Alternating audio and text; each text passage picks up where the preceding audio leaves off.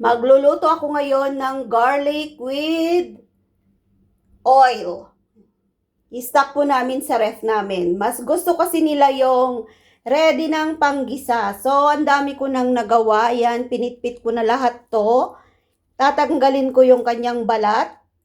At i-chop natin. So, gigilingin natin to mamaya gamit yung ating blender. Eto, may mano-mano tayong blender dito. Binili ni Amo to. Sinadya na talagang binili. Para hindi ako mahirapan. So, 1 kilo po lahat itong bawang na to. So, iluluto ko. Papakita ko sa inyo yung way ng aking ginagawa ngayon. Gagamitan ko siya ng maraming mantika sa pagluluto. So, babalatan ko na po yung ating mga bawang kasi natanggalan ko na napitpit ko na pala siya. Oh, madali na lang siyang tanggalan ng balat. So, after ko siyang maluto, ilalagay ko po dito sa mga garapon na to. Ito, nakikita nyo, may mga bakanting garapon dito. Diyan ko siya ilalagay. So, ngayon, tatanggalan ko ng skin. Yan. So, yung paggawa po talaga ng garlic na ganito ay matrabaho. Tanggalin natin yung balat. Kailangan yung mabili mong bawang ay mura pa. Ang tawag doon, hindi siya magulang, hindi siya old, yung hindi tumutubo. Kailangan yung batang bawang pa lang yung gagawin mo kasi iluluto natin, then i-stock natin. Pwede nating gamitin sa garlic bread. Pinampapalaman din namin. Kasi lagi akong lumalabas at umuwi pag gabi na. So, hindi na ako magpipit-pit ng bawang, kundi ito na yung aking gagamitin. Kaya pinapagawa ako ng ganito. Kasi lahat ng trabaho ko dito sa bahay ay dapat madalian. Muuwi na kasi ako dito sa bahay ng 7 o'clock ng gabi. So, kailangan ko talagang gumawa ng garlic oil. Dami. So, painitin muna natin yung kawali and then lalagyan natin ng maraming mantika. Tapos, pag mainit na yung mantika, ilalagay na natin yung ating chinap na bawang. Yan, marami. Kailangan natin ng maraming mantika. Kasi 1 kilo po yung gagawin natin. Iluluto natin.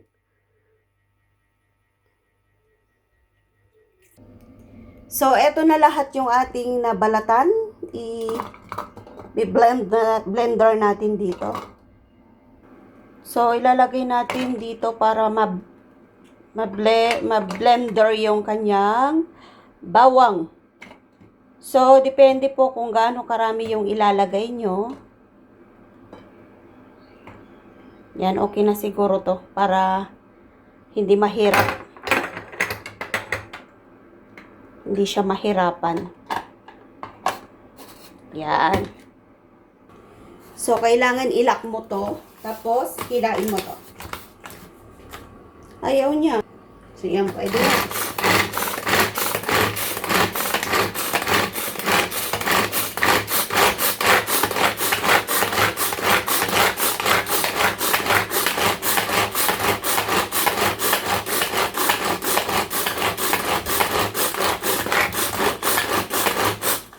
So, ganyan po siya. Oo, tingnan nyo, durog.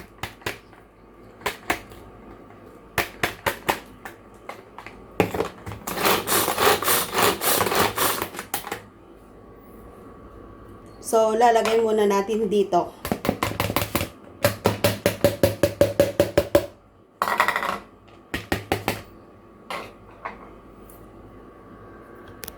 So, ganyan po yung magiging itsura niya. So, i-blend po natin lahat to. Yan. Dami, no? So, marami po yung gagawin natin. So, uulit-ulitin lang natin yung proseso para maging maliit yung bawang natin. Then, iluluto natin sa maraming mantika. So, nagpapainit na ako ng mantika para madali na lang siyang maluto.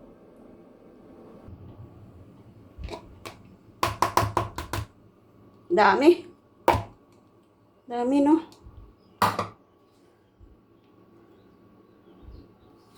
Nakakapagod. Pagod na ako.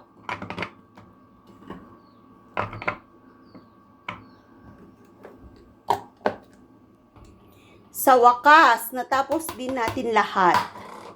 So, ang gagawin po natin dito, kasi mainit na yung ating mantika. Yan, nainit na yung mantika natin.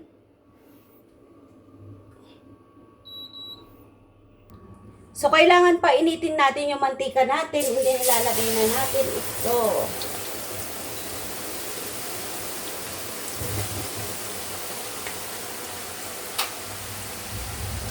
Okay.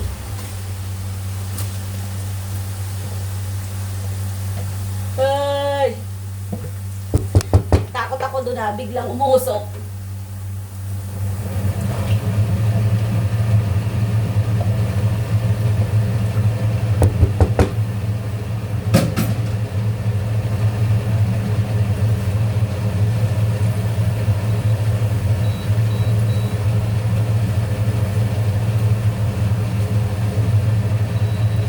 So, haluin lang natin to ng haluin.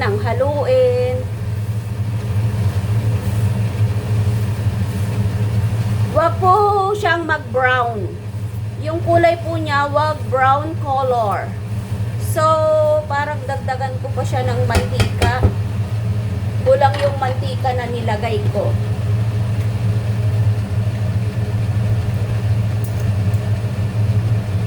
Kailangan kasi marami siyang mantika.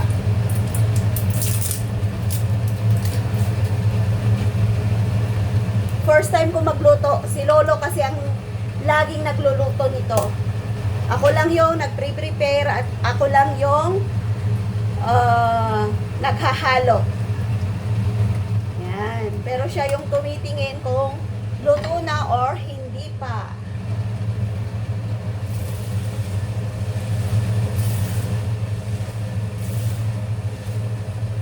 Pagkatapos nating maluto, i-stack natin sa ref. Lalagay natin sa garapon na bakante para panggisa natin kung magluluto tayo ng garlic bread or panggisa sa gulay, panggisa sa karne kung magigisa tayo pag nagluluto tayo. So, hindi na po tayo mag-chop. So, hindi po siya mag-brown color. Lutuin lang natin siya ng konti para hindi siya bumaho.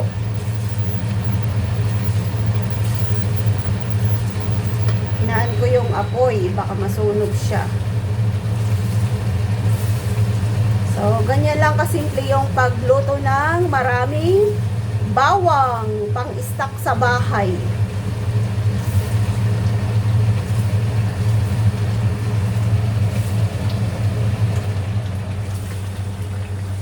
Diba? Kasimple lang. Yung mga iba, ini-stack nilang sariwa. Pero na-chop na. Pero kami, niluluto namin sa mantika para hindi siya madaling bumaho. Haluin lang natin kasi masusunog yung kanyang ilalim.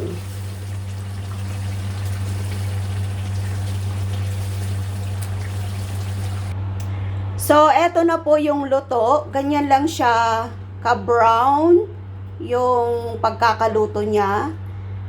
Pag hindi na po ito mainit, and then ilalagay na po natin sa garapon. Ilalagay natin dito. Yan, sa bakanting garapon. So, i-stack po natin yan sa ref ni Amo. At dahil malamig na yung ating garlic na niluto, lalagay na natin sa garapon.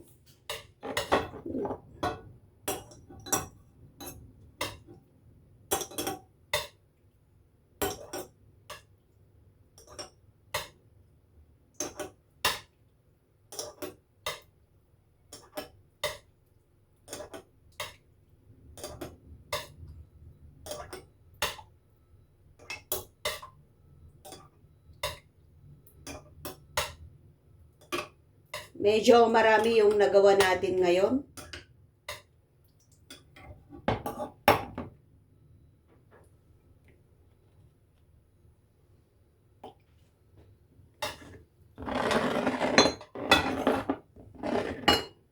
Yan, dami.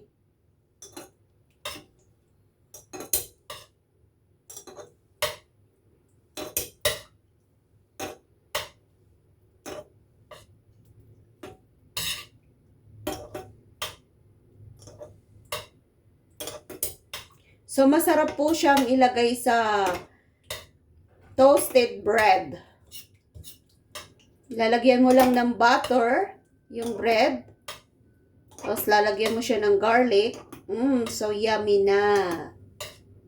Sarap nito.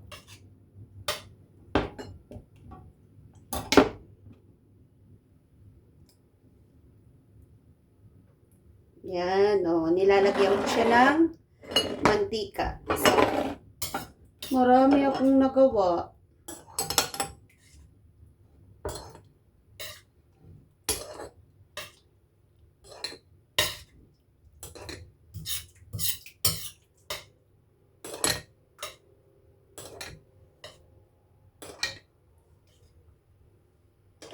So, yung iba ilalagay ko na lang sa lunchbox.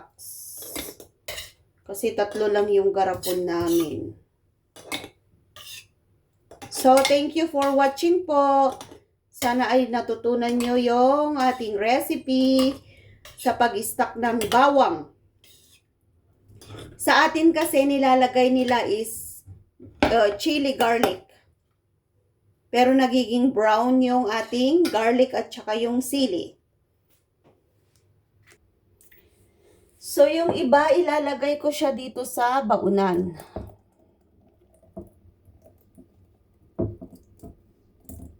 Kasi sobra, wala akong garapon.